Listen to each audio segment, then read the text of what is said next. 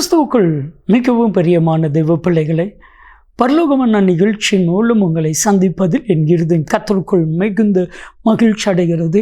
உங்கள் எல்லாரையும் இயேசு கிறிஸ்துவின் இன்ப இனி நாமத்தினாலும் கிராஸ் டிவி ஊழியங்கள் சார்பாக என் அன்பின் வாழ்த்துக்கள். இன்றைய பரலோகமன்னா எவரையும் மேன்மைப்படுத்துவார். என் அன்பு தெய்வ பிள்ளைகளே, நீங்கள் யாராக இருந்தாலும் சரி, கர்த்தர் உங்களை மேன்மைப்படுத்துவார். குறிப்பாக எந்த இடத்துல நீங்கள் தாழ்த்தப்பட்டீங்களோ அதே இடத்துல கர்த்தர் உங்களை மேன்மைப்படுத்துவார். வேதாகமத்தில் ஒரு சம்பவம் இருக்கிறது. எஸ்தரின் புத்தகம் 6வது அதிகாரம் 10வது வசனத்தை நீங்கள் வாசித்து பார்த்தால், அரண்மனை வாசலிலே காவல் காத்து உட்கார்ந்திருக்கிற மொர்தெகாயை தேவனாகிய கர்த்தர் தேசம் முழுவதிலும் மேன்மைப்படுத்தினார்.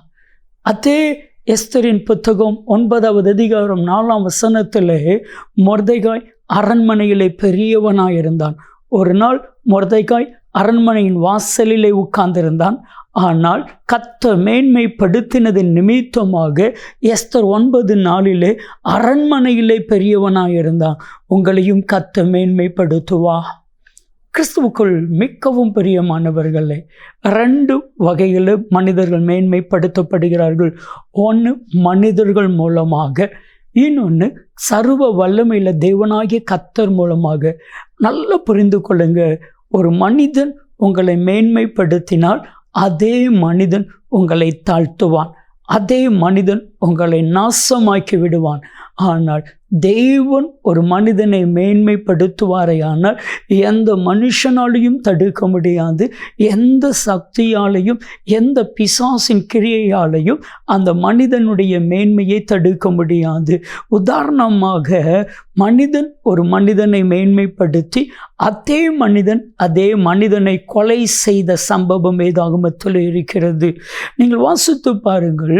எஸ்தரின் புத்தகம் 3வது அதிகாரம் 1 வசனத்தை நீங்கள் வாசித்து பார்த்தா, அகாக்கியனாகிய ஆமானை ராஜ்யம் முழுவதிக்கும் மேன்மையாக, அவனுடைய ஆசனத்தை எல்லாருக்கும் மேன்மையாக வைத்தான்.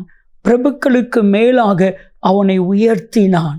ராஜா அவனை ஆமான மேன்மைப்படுத்துகிறான். நடந்தது என்ன தெரியுமா? அதே ராஜா, அகாஸ்வேர் ராஜாவே ஆமானை கொலை செய்தார்.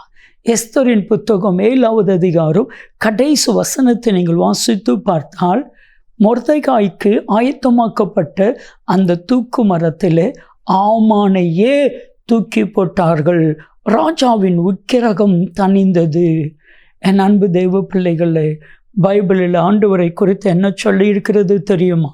1 நாளாகமம் 29:12 நீங்கள் வாசித்து பார்த்தால், எவரையும் மேன்மைப்படுத்தவும், எவரையும் பலப்படுத்தவும், எவரையும் உயர்த்தவும் தாழ்த்தவும் தேவனாலே ஆகும் என்று வேதம் சொல்லியிருக்கிறது.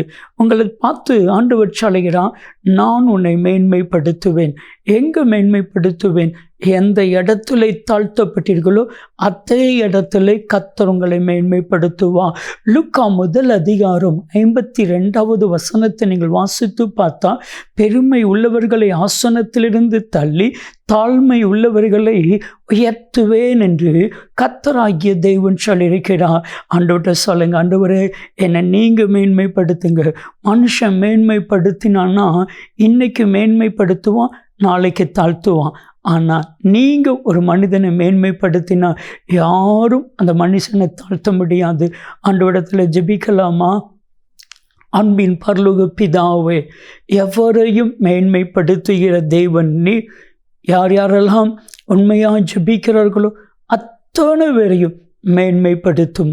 இயேசு கிறிஸ்துவின் நாமத்தில் ஜெபிக்கிறோம் ஜீவனுள்ள பிதாவே. ஆமென், ஆமென்.